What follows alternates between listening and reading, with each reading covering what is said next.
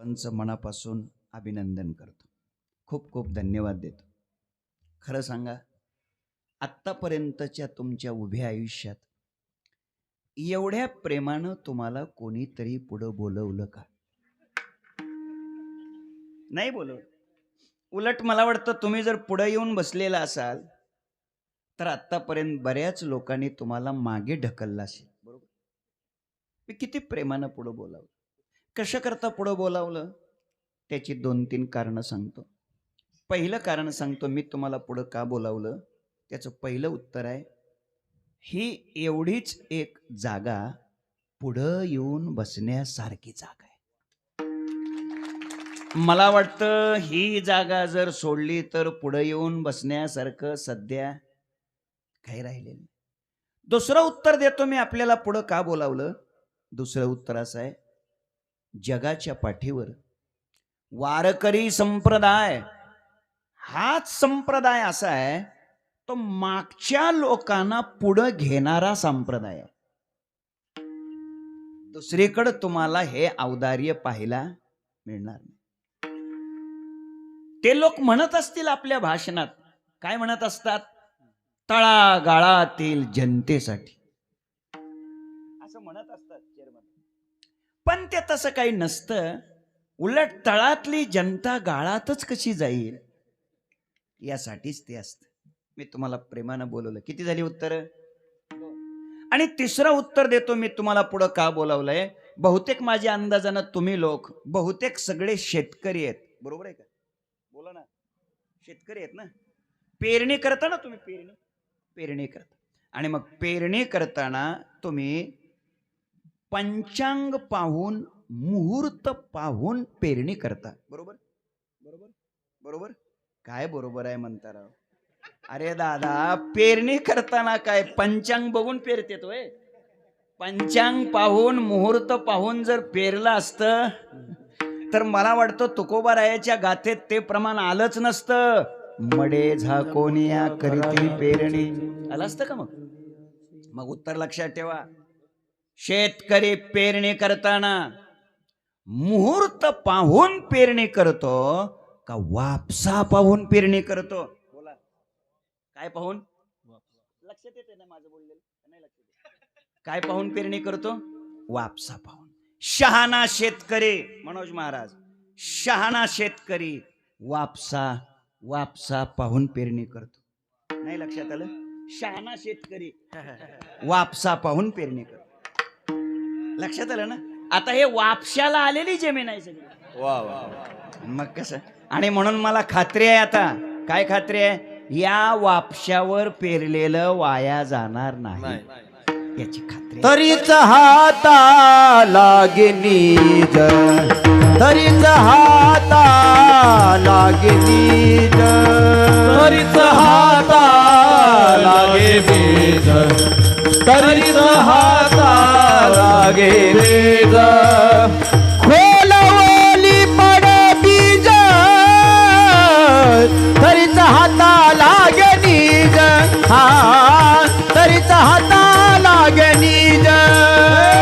खोलवली पड बीज, तरीच हाता लागे नीज, तरीच हाता लागे नीज. खोलवली पडे ते बीज उत्तम, उथळाचा श्रम वाया जाय, उथळाचा श्रम वाया जाय. खोलवली पडे ते बीज उत्तम, उथळाचा श्रम वाया जाय, उथळाचा श्रम वाया जाय.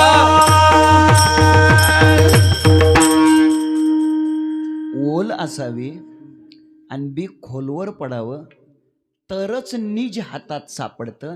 अन्यथा श्रम होतो आणि तो वाया जातो.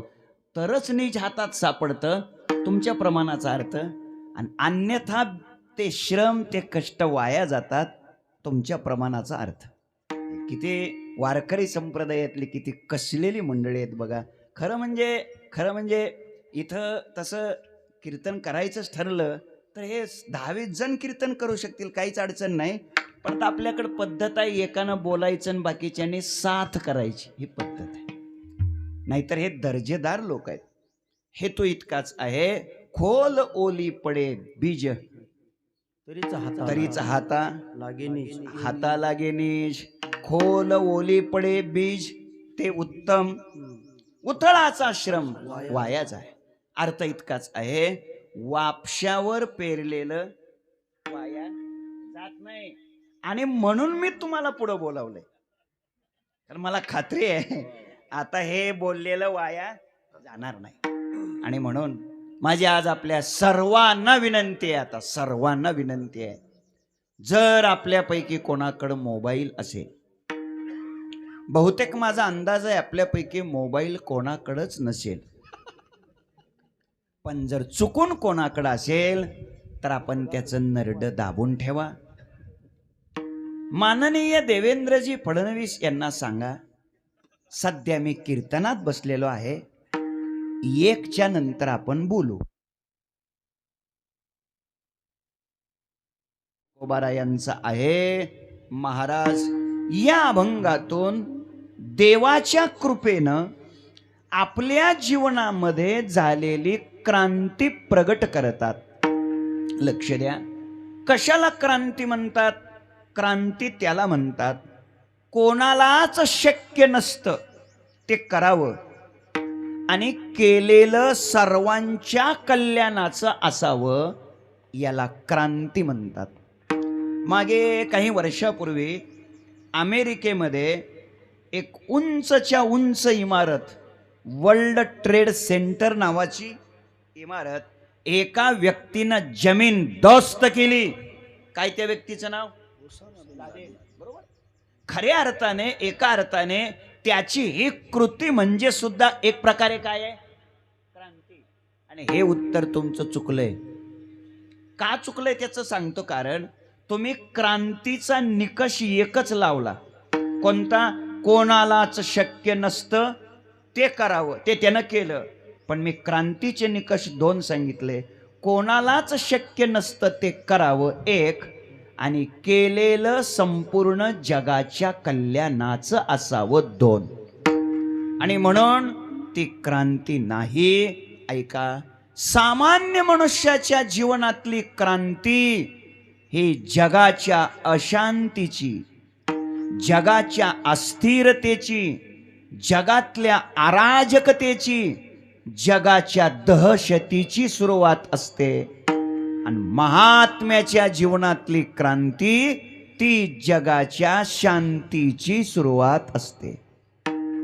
ख्याती केली विष्णुदासी, तुका म्हणे पहा कैसी.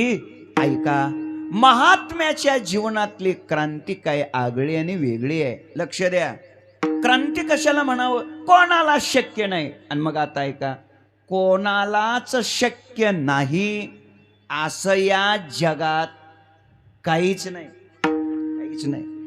माणसाने जर ठरवलं तर मानवी जीवन मिळाल्यानंतर ज्ञानोबाराय बोलतात, तैसे येण्याची शरीरे, शरीरा येणे सरे, किंबहुना येर झारे चिरापडे.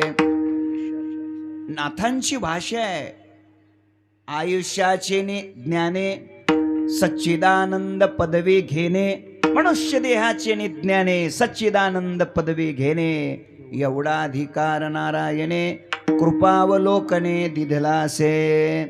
आयुष्याच्या साधने सच्चिदानंद पदवी घेणे.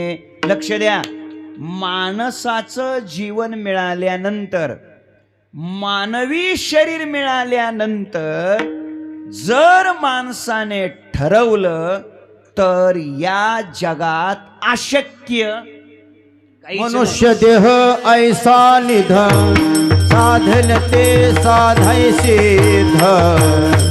करोने प्रबोध. संत पार उतरले, मनुष्य देह ऐसा साधन ते साधने करोने प्रबोध. संत जन पार उतरले.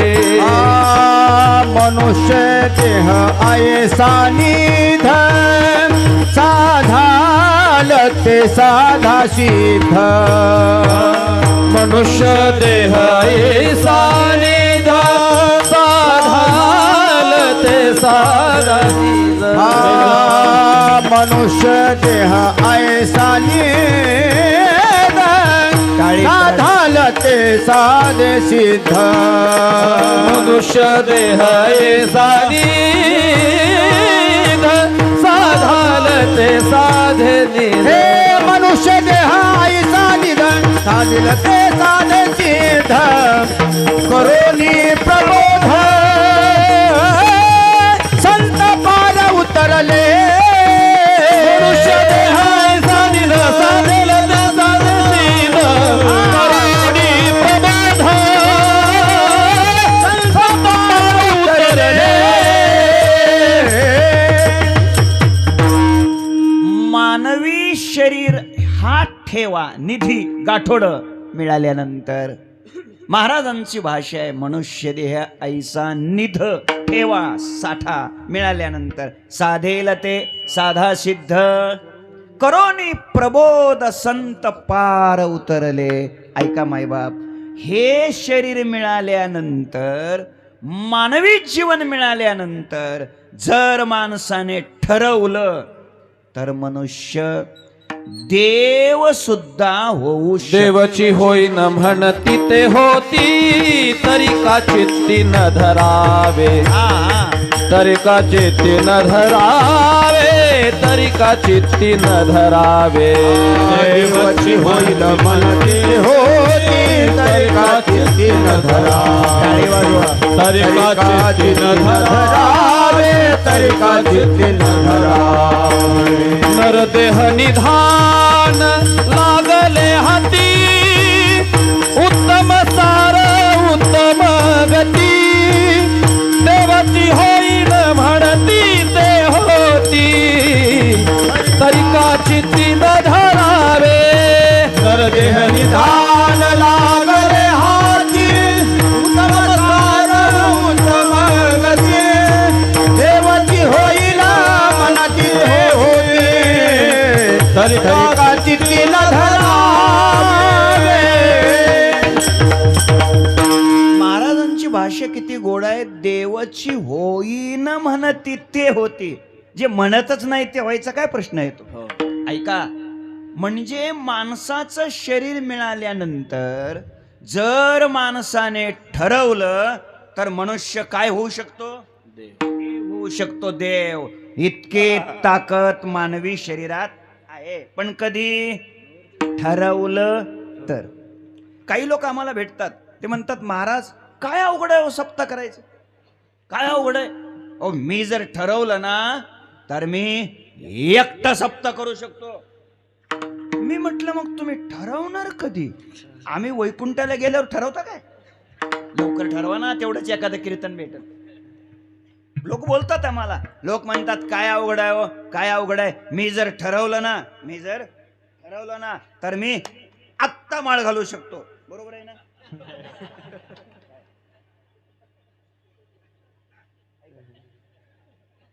हाय हाय होय बाबा.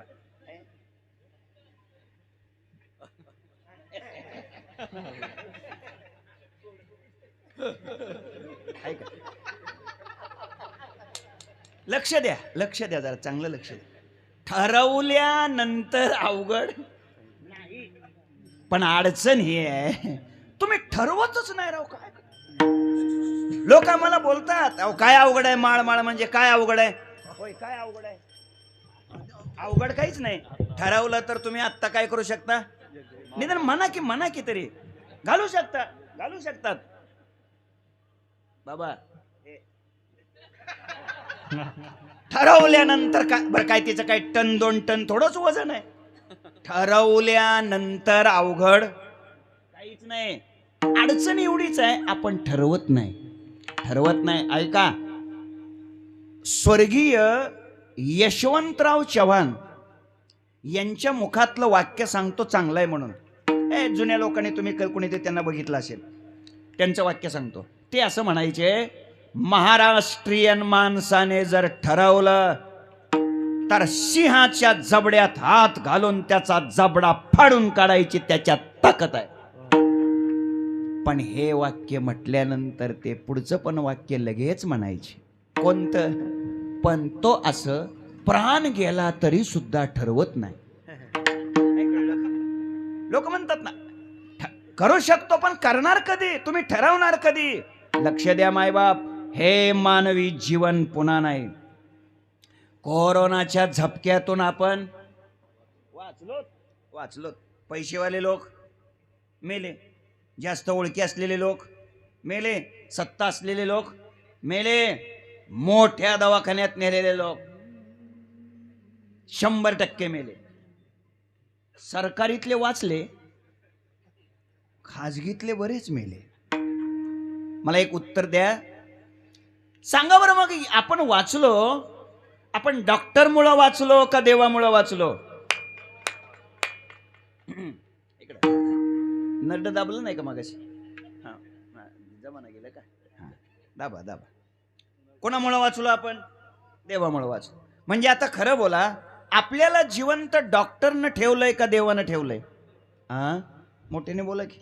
देवानं ठेवलंय. म्हणजे आता सध्या आपण जे जिवंत आहोत ते कोणामुळं?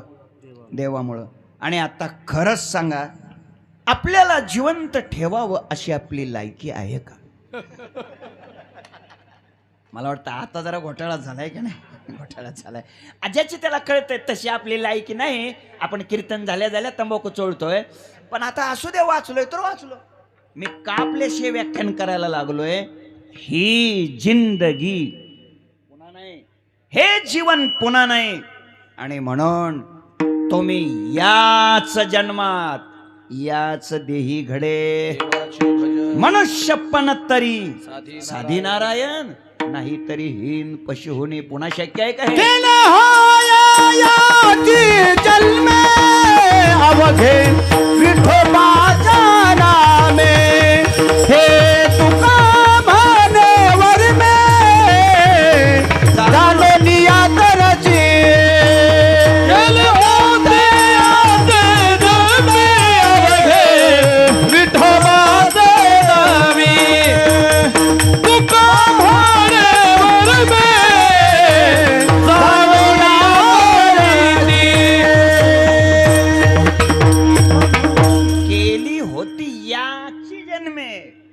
जन्मा शक्य अवघे विठोबाच्या नामे, तुका मने वर्मे जाणवणे या तरते.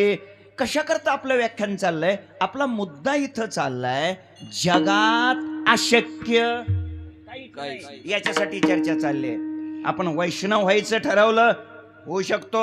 आपण महिन्याची वारी करायची ठरवली तर करू शकतो. आपण रोज ज्ञानेश्वरी वाचायची ठरवली तर वाचू शकतो. रोज हरिपाठ वाचायचं ठरवला तर वाचू शकतो. रोज तुळशीला पाणी घालायचं ठरवलं तर करू शकतो. ठरवलं पाहिजे. माझा बोलण्याचा आशय इतकाच आहे, मुद्दा इतकाच आहे की मानवी शरीर मिळाल्यानंतर आपण कोणतीही गोष्ट शक्य करू शकतो. उदाहरण देऊन वेळ वाढवत नाही, अर्ध्याच तासाची वेळ राहिलेली आहे म्हणून. होऊ शकतं, ठरवू शकतो. प्रत्येक क्षेत्रात मनुष्य यशस्वी होण्याचा काय करतोय? प्रयत्न करतोय यशस्वी होण्याचा. माणसाला असं वाटतं बघा, प्रत्येक क्षेत्रात आपलंच वर्चस्व निर्माण झालं पाहिजे. प्रत्येकाला वाटतं प्रत्येक क्षेत्रात आपलाच दबदबा असला पाहिजे. प्रत्येकाला असं वाटतं आपला हात कुणी धरता कामा नये, असं वाटतं. मी भाषेत ज्ञानोबारायची ओवी देतो. ज्ञानोबाराय बोलतात, जग स्पृहे आस्पद एक सार्वभौम पद. एवढंच बोलतात आता. एक सार्वभौम पद निर्विवाद जगा पडिये. प्रत्येकाची इच्छा असते प्रत्येक क्षेत्रात आपलंच काय झालं पाहिजे? वर्चस्व निर्माण झालं पाहिजे, नाव झालं पाहिजे. अहो कोणी असू द्या, गायक असू द्या, वादक असू द्या, कोणी असू द्या. म्हणजे आमचं सांगतो, गायकांना असं वाटतं अशी चाल म्हणायची मागे म्हणणाराला जमलीच नाही पाहिजे. काय कमाल आहे, काय कमाल आहे. तसं इकडे इकडे या दोघांकडे काही बघू नका. एका वाक्यात सांगतो, हे लोक चाली म्हणतच नाहीत योगेश महाराज, हे चाली म्हणतच नाहीत. मग हे जे म्हणतात ती चाल आहे, हे लक्षात ठेवा. हे आलिम खावाट असं आहे यांचं अमृत वचने, असं आहे. मृदंगाचार्याला असंच वाटत, असं वाजवायचं.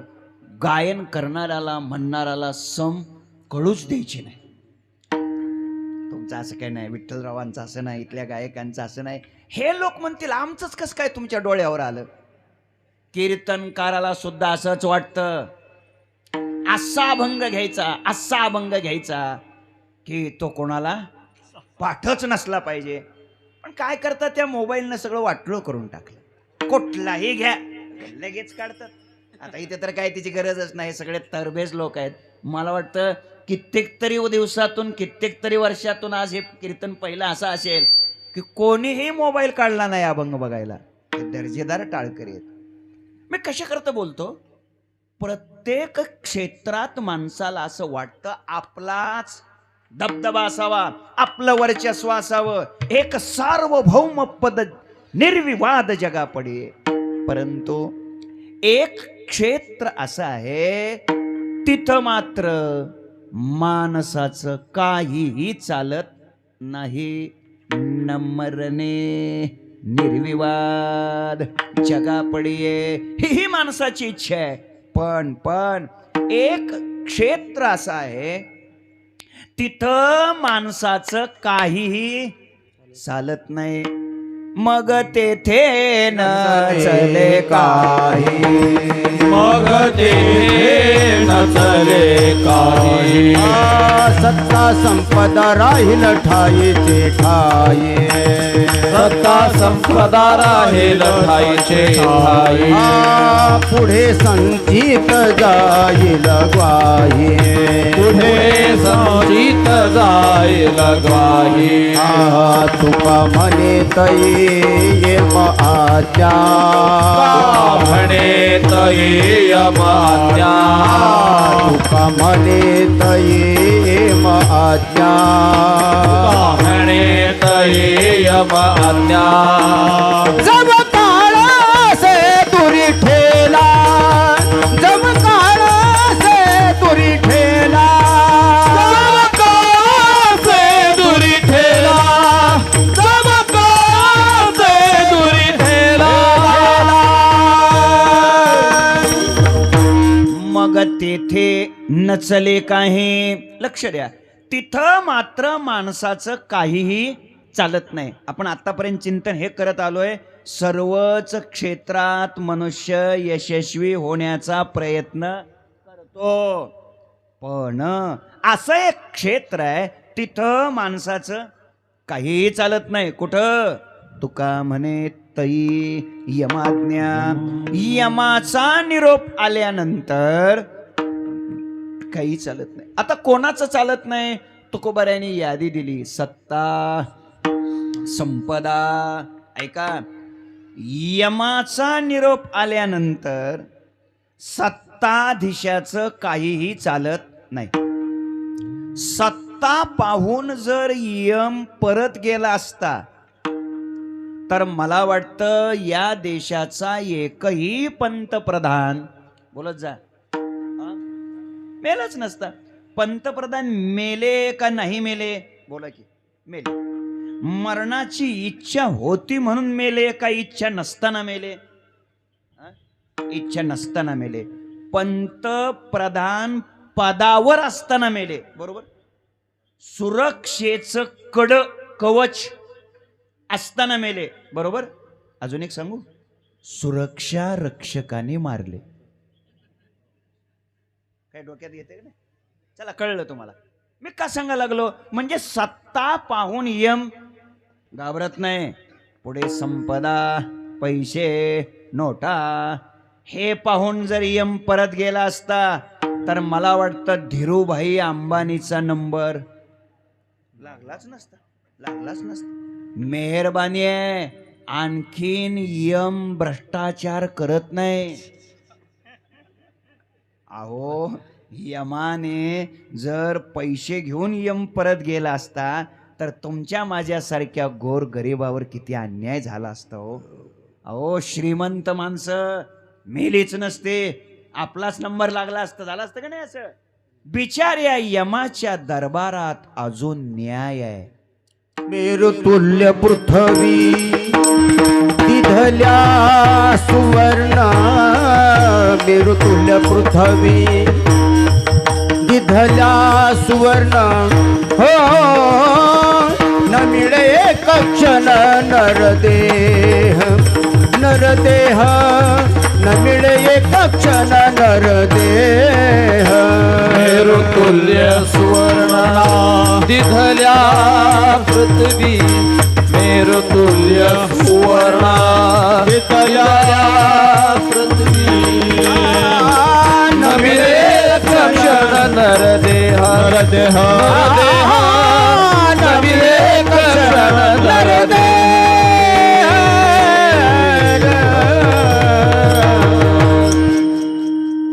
अत्यंत किमतीचा हा नरदेह आहे. मेरू तुल्य पृथ्वी दिदल्या सुवर्ण, मेरू पर्वता एवढं किंवा पृथ्वीच्या वजना इतकं सोनं दिल्यानंतर सुद्धा मानवी शरीरातला एक क्षण काय होत नाही, मिळत नाही. माझा मुद्दा इथं चाललेला आहे. असा हा देह आहे, असा हा देह आहे. मग लक्ष द्या जरा. यम जर पैसे घेऊन यमानं समजा काम केलं असतं तर मग श्रीमंत माणसं मेलीच नसती. पण यम तसं करतोय का? नाही. म्हणजे यमाच्या खात्यात अजून भ्रष्टाचार नाही, अजून नाही भ्रष्टाचार.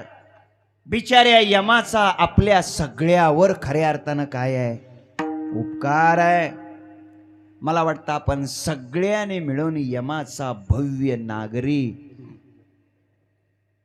सत्कार करायला पाहिजे. घ्यायची का सत्काराला तारीख घ्यायची? ऐका, लक्ष द्या जरा. का आपला मुद्दा काय चाललाय? हेतू बोलण्याचा इथं चाललेला आहे. पैसे पाहून यम बटन दाबत नाही. समजा पैसे घेऊन जर यमानं बटन दाबलं असतं, पैसे घेऊन बटन दाबायचं माहितीये का तुम्हाला? पैसे घेऊन बटन दाबायचं का नाही माहिती? आहे नाही ना? पैसे घेऊनच बटन दाबता ना. असू द्या, ठीक आहे. चला आता जाऊ द्या. सत्ता पाहून यम परत जात नाही, संपत्ती पाहून यम परत जात नाही. तिसरी गोष्ट विद्वत्ता, बुद्धिमत्ता. जर बुद्धिमत्ता पाहून, विद्वत्ता पाहून जर यम परत गेला असता तर आपल्याला इतिहास माहित आहे. हजारो माणसाच्या बायपास शस्त्रक्रिया ज्या व्यक्तीने केल्या, असा आपल्या भारतातला क्रमांक 1चा डॉक्टर, हृदयरोग तज्ञ डॉक्टर नीतू मांडके कशाने गेले? हृदयाच्याच अटॅकनं. गाडी दवाखान्यात त्यांनीच नेली. सलाईन मध्ये इंजेक्शन कोणते भरायचे ते सांगत होते. आणि काय झालं? काय नाही झालं. हे सांगत ते वैकुंठवासी झाले. आणि काय झालं? गोष्ट आहे काय पुढं? मी का बोललो? विद्वत्ता पाहून यम घाबरत नाही, संपत्ती पाहून यम घाबरत नाही, सत्ता पाहून यम घाबरत नाही. मग मला आता उत्तर द्या, या तिन्ही पैकी आपल्याजवळ काय आहे? काय आपल्याजवळ? कशाची सत्ता? आज आहे तर उद्या नाही. काय ती सत्ता? संपत्ती? अरे संपत्तीचं विचारूच नका. बाहेरचा मुलामा वेगळा असतो. उतारे जर बघितले तर लिहायला जागा नसते त्याच्यात. काय संपत्ती? आणि विद्वत्ता काय? बुद्धिमत्ता. रात्री कुठला अभंग होता? रात्री अभंग कुठला होता? नाही सांगते. नाही. अहो रात्री कीर्तनच नव्हतं. चला जाऊ द्या. मी कशाची बुद्धी आहे आपल्याकडे? काय बुद्धी आहे आपल्याकडे? काही नाही. तरी सुद्धा माणसं छाती काढून का चालतात कोणास ठाऊक. माझा मुद्दा समजून घ्या. हेतू इतकाच आहे. सत्तावानाला यम सोडत नाही, संपत्तीवानाला यम सोडत नाही, आणि बुद्धिवानाला सुद्धा यम सोडत नाही. तिन्हीतला आपल्याकडे काय आहे सांगा? कधीतरी अंतर्मुख होण्याची खऱ्या अर्थाने गरज आहे. हेतू इतकाच आहे. यमाचा निरोप आल्यानंतर जावंच लागतं, अर्थात मरावंच लागतं. हे शरीर सोडावं लागतं. परंतु हा आहे कायदा. हा काय आहे? कायदा. या लोकाचं नावच मृत्यू लोक आहे. अजून एक सांगतो, आपण राहतो कुठं? जगामध्ये राहतो. याला काय म्हणतात? जग. जग या शब्दात अक्षर किती आहेत? 2. कोणती? ज आणि ग. त्या 2 अक्षराचा अर्थ असा आहे, जचा अर्थ असा आहे जन जायते म्हणजे उत्पन्न होणे, आणि ग अक्षराचा अर्थ आहे गमगच्छती म्हणजे नष्ट होणे. म्हणजे जग या शब्दानेच हे सिद्ध केलंय, जे उत्पन्न होत असतं आणि जे नष्ट होत असतं त्याचं नाव काय आहे? जग. मग अशा जगात आपण राहतो, अर्थात मृत्यू लोकात राहतो. हे शरीर आपल्याला काय करावं लागतं? सोडावंच लागतं, मरावंच लागतं. हा या मृत्यू लोकातला काय आहे? कायदा आहे. पण संतांचं जीवन या कायद्याला अपवाद आहे. लक्ष द्या. नामचिंतनाच्या द्वारा, परमात्म्याच्या साधनेच्या द्वारा महात्म्याच्या जीवनात भगवंताची कृपा होते आणि त्या कृपेचा परिणाम त्यांना मरावं लागत नाही. ही क्रांती तुकोबाराय अभंगाच्या पहिल्या चरणात सांगतात. मरणा हाती सुटली काया, मरणा हाती सुटली काया, मरणा हाती सुटली काया, मरणा हाती सुटली काया, मरणा हाती सुटली काया, मरणा हाती सुटली काया, मरणा हाती सुटली मरणा हाती सुटली काया, मरणा हाती सुटली काया, मरणा हाती सुटली काया. विचारे या निश्चय, विचारे या निश्चय, ना सोनिया गेली खांदे, ना सोनिया गेली खांदे. विचारे निश्चय, विचारे निश्चय, ना सोनिया गेली खंदी, ना सोनिया गेली खंदी.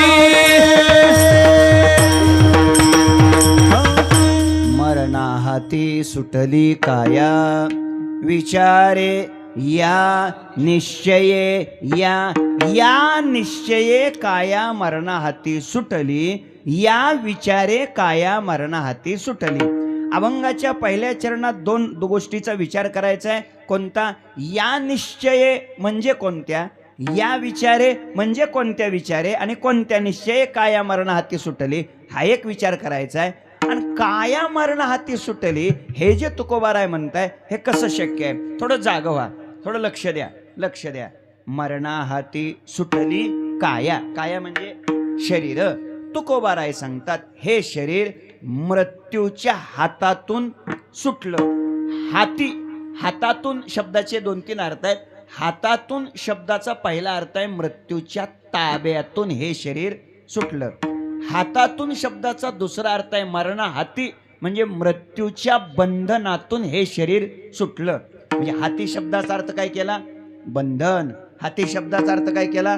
ताबा. मृत्यूच्या ताब्यातून हे शरीर सुटलं, मृत्यूच्या बंधनातून हे शरीर सुटलं. का नाही कळलं? अजून सांगतो. मरणा हाती म्हणजे मृत्यूच्या कचाट्यातून. आता कळलं?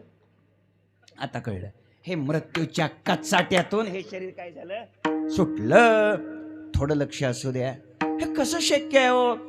तुकोबाराय सांगतात, आमची काया मरणा हाती सुटली. एरवी वेदांत तत्वज्ञानाच्या चिंतनात काया नाशिवंत आहे, काया खोटी आहे, काया असत्य आहे, काया क्षणभंगूर आहे, अशी सगळी प्रमाण आपल्याकडे आहेत.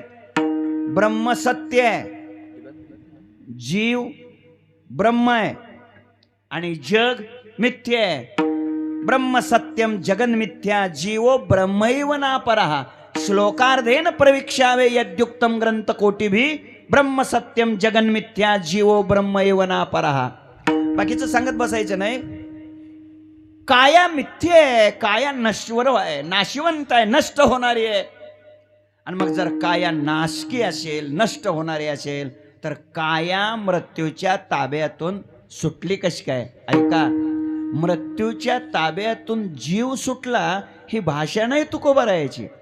तुकोबारायाची भाषा आहे मरणा हाती सुटली काया. कसं शक्य आहे हो? वेदांत तत्वज्ञानाच्या चिंतनामध्ये काया तर नाशिवंत आहे, काया तर मिथ्य आहे, काया तर नष्ट होणारी आहे. आणि मग मृत्यूच्या तावडीतून काया सुटली कशी काय?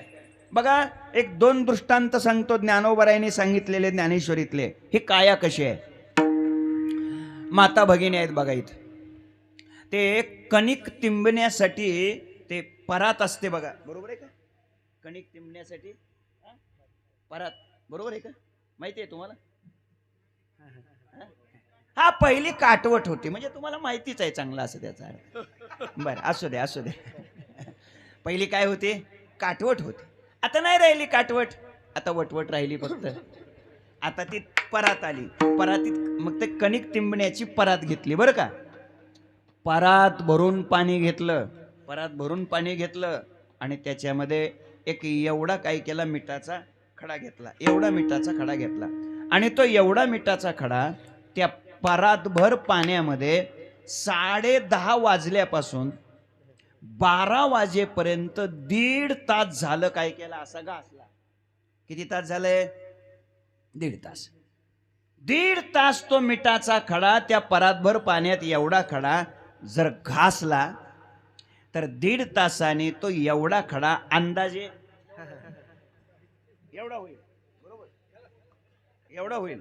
मग केवढा होईल? काय होईल? एवढा होईल. विरघळून जाईल, नष्ट होईल. कोण? मिठाचा खडा. आणि हे मी कशाचं सांगतोय? मिठाच्या. आणि ते सांगण्यासाठी एवढी धावपळ करून इथं आलोय. काय कमाल आहे दादानो. मिठाच्या खड्याबद्दल बोलत नाही मी, हे मी आपल्या शरीराबद्दल बोलतोय, हे मी आपल्या जीवनाबद्दल बोलतोय, हे मी आपल्या जिंदगीबद्दल बोलतोय. लक्षात ठेवा, परात कोणती आहे? माया ही परात आहे. पाणी कोणतं आहे? शब्द, स्पर्श, रूप, रस, गंध, पंचविषयाचं काय आहे? पाणी आहे. विषयरूपी पाण्यात आयुष्यरूपी, जीवनरूपी मिठाचा खडा तुम्ही जेवढ्या ताकदीनं घासणार तेवढ्या लवकर तो काय होणार आहे? विरघळणार आहे, नष्ट होणार आहे, संपणार आहे. भाषा माझी नाही, भाषा ज्ञानोबारायाची आहे. ज्ञानोबाराय बोलतात, तव तव अधिकाधिके मरण आयुष्या ते जिंके, मीठ जैसे उदके घाशी जत असे. काय ज्ञानोबाराय बोलतात गोड. बघा, आपण वाचत नाही ज्ञानेश्वरी, एवढीच अडचण आहे. लय गोड बोलतात. मीठ जसं पाण्यामध्ये घासलं की ते काय होतं? विरघळून जातं. तसं हे मानवी जीवन आहे. विषयामध्ये, संसारामध्ये जसं घासीत राहतो तसं आपलं हे जीवन काय होत राहणार आहे? नष्ट होत राहणार. विरे जैसा मिळता जळा, विरे जैसा मिळता जळा, विरे जैसा मिळता जळा, विरे जैसा मिळता जळा.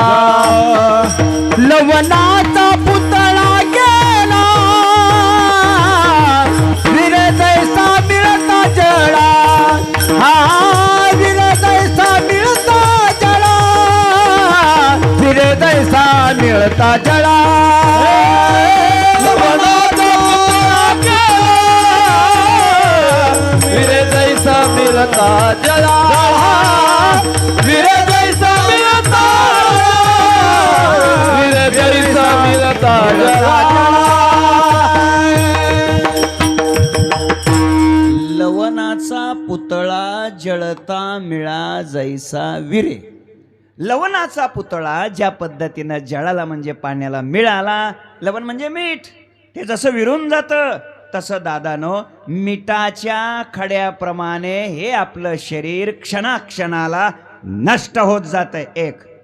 आणि मग असं असताना ज्ञानोबा आहे तुकोबा आहे कसं काय म्हणतात, मरणाहाती सुटली काया. किंवा अजून एक दृष्टांत देतो ज्ञानोबा रायाचा.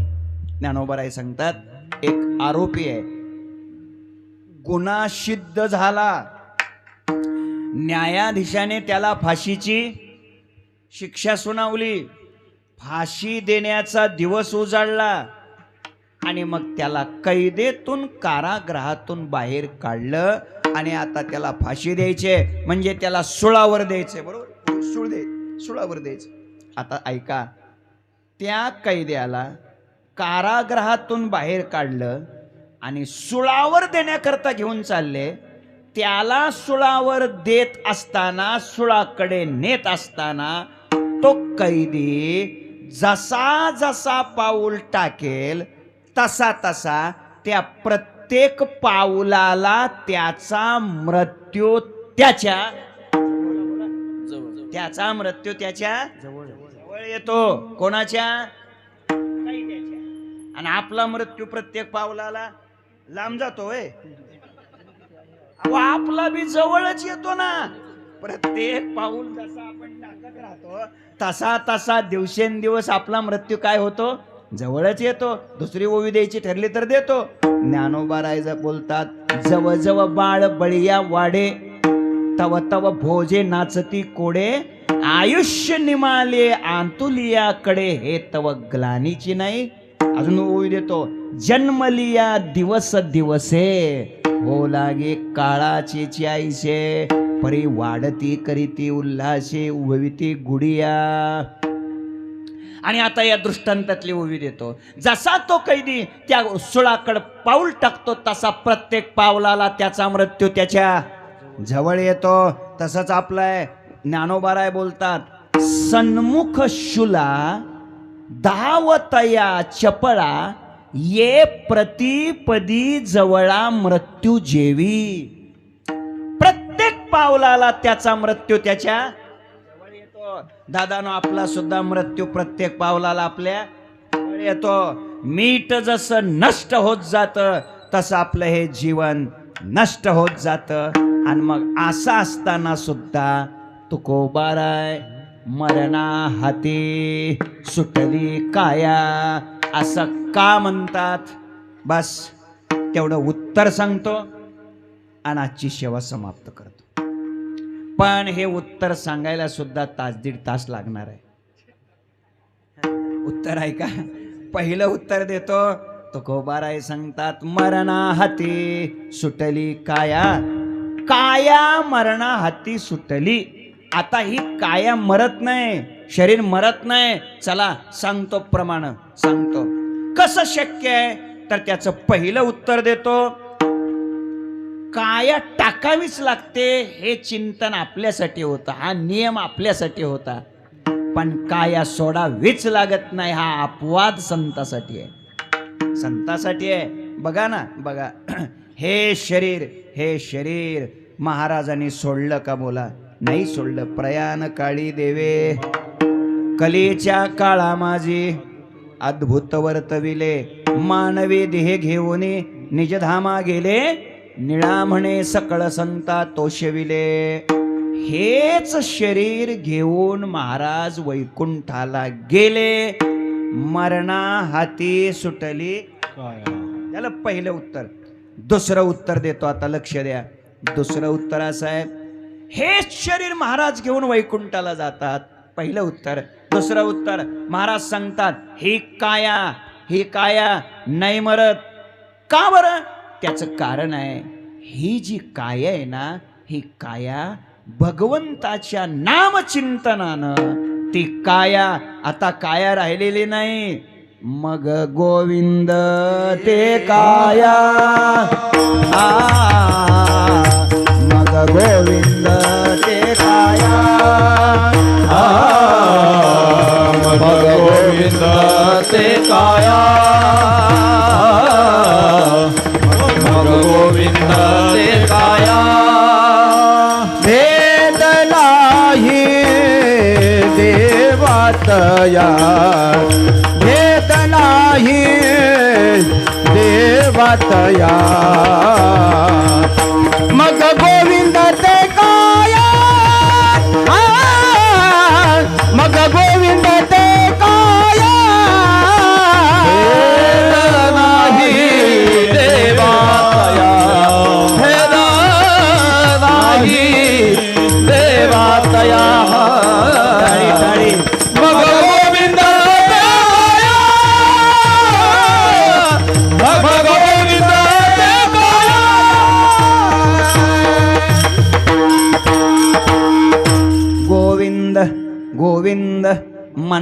लागलिया छंद मग गोविंद ते काया. काही संतांची क्रांती आहे. मग गोविंद ते जीव नाही, मग गोविंद ते काया. त्यांची कायाच काय होते, त्यांचं शरीरच काय बनतं, गोविंद. लक्ष द्या. मग जर शरीरच गोविंद बनलं, कायाच गोविंद बनली, तर मग गोविंदाला मरण आहे का, नाही. म्हणून मरणाहाती सुटली काया. किती उत्तर झाली, 2. मोजत राहा, 2. तिसरं उत्तर देतो, ऐका. मरणाहाती काया सुटली, का सुटली.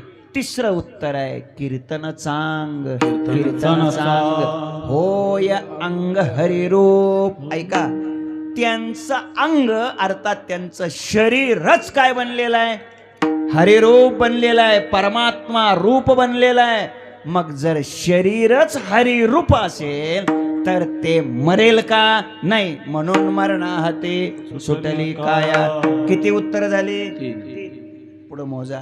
काया का मरणाहाती सुटली, त्याचं 4थं उत्तर असं आहे ब्रह्मभूत काया होतसे कीर्तनी. त्यांची काया कीर्तनानं, याचा अर्थ या कीर्तनानं नव्हे बरं का, लक्षात ठेवा.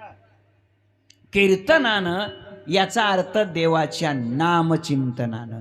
कीर्तन या शब्दाचा अर्थ हे कीर्तन नव्हे. कीर्तन या शब्दाचा अर्थ काय, नामस्मरण. ब्रह्मभूत काया होतसे कीर्तनी. म्हणून कीर्तन या शब्दाचा अर्थ आहे नामचिंतन. नामस्मरणानं त्यांची काया ब्रह्म झालेली असते. आणि म्हणून ती कायाच जर ब्रह्म असेल तर तिला कसं मरावं लागेल. म्हणून मरणाहाती सुटली काया. किती झाली, 4. 5वं उत्तर देतो. त्यांची काया का मरणाहाती सुटली महात्म्याची, त्याचं कारण आहे ती काया कशी असते, निर्मळ हे काया अधिष्ठान जयाचे. निर्मल हे काया अधिष्ठान जयाचे. निर्मल हे काया अधिष्ठान दयाचे. निर्मल हे काया अधिष्ठान हरी येतो बैसलिया ठाया. आसने व्यापी देवा राया. निर्मळ हे काया अधिष्ठान जयाचे. येतो बैसलिया व्यापी देवराया. हे निर्मळ हे काया अधिष्ठान दयाचे. निर्मळ हे काया अधिष्ठान तयाचे. संत महात्म्याची काया हे देवाला राहण्याचं काय आहे, अधिष्ठान आहे. आणि म्हणून मरणाहाती सुटली काया. किती झाले, 5. 6वं उत्तर याच्यातलं सांगतो. निर्मळ हे काया, त्यांची काया कशी आहे, निर्मळ. किती निर्मळ आहे, सर्वांग निर्मळ. चित्त जैसे गंगाजळ. आता सर्वांग निर्मळ म्हणजे काय, अंगाचे 3 प्रकार करू मोजके, स्थूल, सूक्ष्म आणि कारण. ऐका, भगवंताच्या नामचिंतनाने त्यांचा स्थूल पवित्र झालेला असतो. जोवदे अच्युत पवित्र तो नामचिंतनाने स्थूल पवित्र. पुढं काय, सूक्ष्म देह. वासना निमाली समूळ ज्याची, त्यांच्या वृत्तीतली वासना जळून खाक झालेली असते, म्हणून त्यांचा सूक्ष्म पवित्र. आणि तिसरा आहे कारण देह. आज्ञान अजिबात राहिलेलं नसतं. गुरु तेथ ज्ञान, ज्ञानी आत्मदर्शन, दर्शनी समाधान. अति जैसे ज्ञान असल्यामुळं कारण पवित्र, वासना नसल्यामुळं सूक्ष्म पवित्र, आणि अच्युताच्या नामचिंतनानं स्थूल पवित्र. असं सर्वांग निर्मळ. चित्त जैसे गंगाजळ. असं त्यांचं शरीर निर्मळ असतं. म्हणून मरणाहाती सुटली काया. किती झालं, 5. 6 झाले की राव, मागे येऊ नका ना. 6 झाले. त्यांची काया ऐका का मरण हाती सुटली, त्याचं पुढचं उत्तर देतो. महाराज सांगतात त्यांचं जे शरीर असतं ना सुभाष बाबा, ते शरीर असं असतं महाराज, इतकं निर्मळ असतं, इतकं चांगलं असतं. तुकोबाराय बोलतात तुका म्हणे ते शरीर घर भांडार देवाचे, देवाला राहण्याचं भांडार म्हणजे त्यांचं शरीर आहे दादा. मग त्यांच्या शरीरात जर प्रत्यक्ष देव नांदतो तर ते शरीर मरल कसं? म्हणून मरणा हाती सुटली काया. 7 झाले 7. पुढचं कारण आहे का पुढचं आहे त्याचं शरीर कसं असतं. तुकोबाराय सांगतात सकळ चिंतामणी शरीर, जरी जाय अहंकार समूळ आशा, निंदा द्वेष हिंसा कपट नाही देहबुद्धी, निर्मळ स्फटिक जैसा. कसं शरीर असतं बघा ते चिंतामणी सारखं पवित्र सोज्वळ असतं.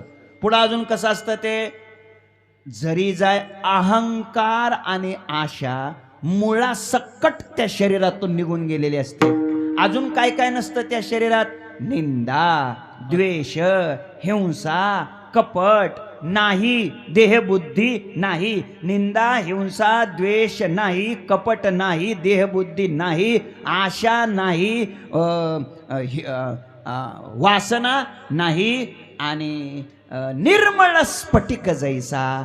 असं ते शरीर असल्यामुळं ते शरीर मरत नाही. मरणाहाती सुटली काया. 8 झाले. काया मरणाहाती का सुटली? तर त्या महात्म्याची काया कशी असते, महात्म्याचं शरीर कसं असतं.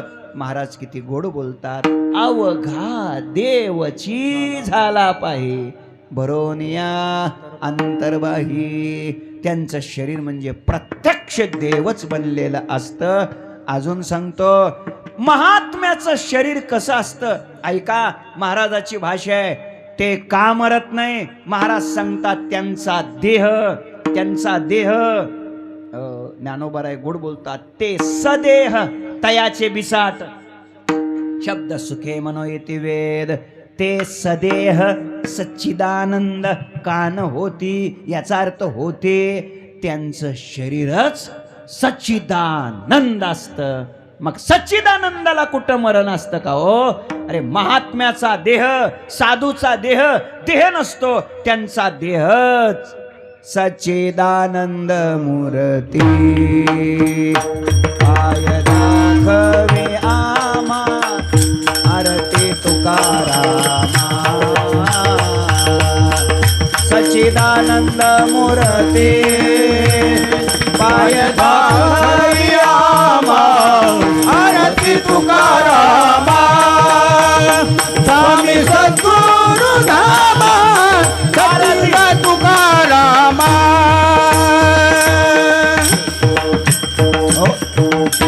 सच्चिदानंद मूर्ती.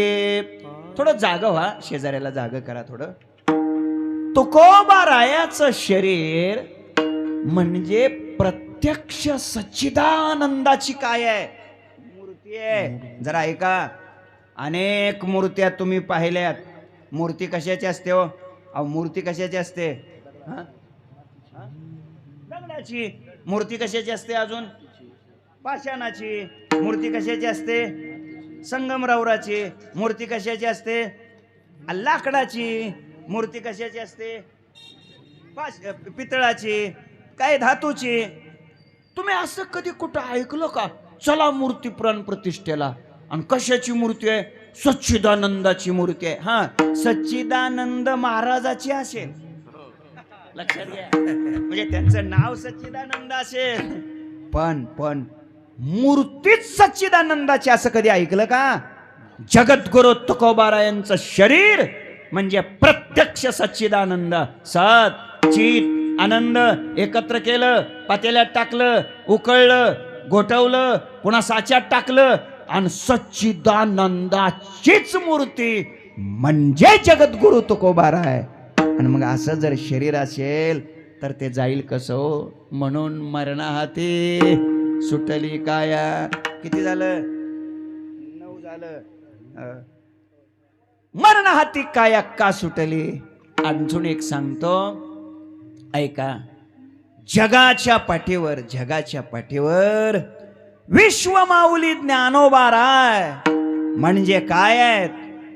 कैवल्याचा पुतळा प्रगटला भूतळा कैवल्याचा पुतळा प्रगटला भूतळा. चैतन्याचा जिव्हाळा ज्ञानोबा माझा. चैतन्याचा जिव्हाळा ज्ञानोबा माझा. चैतन्याचा जिव्हाळा ज्ञानोबा माझा. चैतन्याचा जिव्हाळा ज्ञानोबा माझा. चैतन्याचा जिव्हाळा ज्ञाचा जिव्हाळा प्रगटला भूतळा. प्रगटला भूतळा. चैतन्याचा जिव्हाळा ज्ञानोबा माझा. ज्ञानोबा माझा. ज्ञानोबा माझा. साधकाचा माय बाप दरुशने हरे ताप. सर्वभूती सुख रूप ज्ञानोबा माझा. साधकाचा माय बाप दरुशने हरे ताप. सर्वभूती सुखरूप ज्ञानोबा माझा. ज्ञानोबा माझा. ज्ञानोबा माझा. कैवल्याचा पुतळा. थोडं लक्ष द्या. पुतळे आपण अनेक बघितले. पुतळे असतात ना. कशाचे पुतळे असते. तो पुतळा कशाचा असतो. लोखंडाचा पुतळा असतो. पंचधातूचा पुतळा असतो. तांब्याचा पुतळा असतो. मेणाचा पुतळा असतो. पण असं कुठं ऐकलं का. अजून कशाचं तरी असेल. असं कुठं ऐकलं का पुतळा कशाचा. कैवल्याचा. कैवल्य काय. शिव केवलोहम ही अवस्था. कैवल्य स्थिती. कैवल्य नाम मोक्ष. असा विश्वमाऊली ज्ञानोबा राय म्हणजे प्रत्यक्ष कैवल्याचाच पुतळा म्हणजे ज्ञानोबा राय. आणि म्हणून दादानो ऐका. ही जगातली क्रांती आहे. मग ज्यांचं शरीर म्हणजे कैवल्य, ज्यांचा देह म्हणजे सच्चिदानंद, ज्यांचा देह म्हणजे गोविंद, ज्यांचा देह म्हणजे देव, ज्यांचा देह म्हणजे ब्रह्म, मग त्याला कसं मरण येईल हो. म्हणून तुकोबाराय सांगतात मरणा हाते सुटली काया विचारे या निश्चये. या विचारे या निश्चये आपल्या पुन्हा जर कधी भेटी झाल्या तर राहिलेल्या अभंगाचं चिंतन आपण पुन्हा कधीतरी करण्याचा प्रयत्न करूया. तुम्ही अभंग ध्यानात ठेवा. आपण नंतर याचं चिंतन करण्याचा प्रयत्न करूया. महाराज सांगतात मरणा हाती सुटली काया विचारे या निश्चये. या विचारे सदा विचारे. तस्मात जीव जगत परात्मनः. जीव भाव जगत भाव बाधे स्वात्मैव शिष्यते. या विचारे आणि या निश्चये. मी ते मी तू ते तू. या निश्चये मरणा हाती सुटली काया. आता काय. आता काया मृत्यूच्या तावडीतून सुटली. महाराज हे जरी खरं असलं तरी जोपर्यंत काया आहे तोपर्यंत तुम्हाला भोग तर भोगावेच लागतील. आणि मग त्या भोगाची तुमच्या जीवनात चिंता तर असेलच की. महाराज सांगतात ती चिंता आमच्या जीवनातली नासून गेलेली आहे. अभंगाच्या दुसऱ्या चरणात नासोनिया गेली खाते. नासोनिया गेली खाते. नासोनिया गेली खाती. नासोनिया गेली खाती. नासोनिया गेली खाते. नासोनिया गेली खाते. नासोनिया गेली खाती.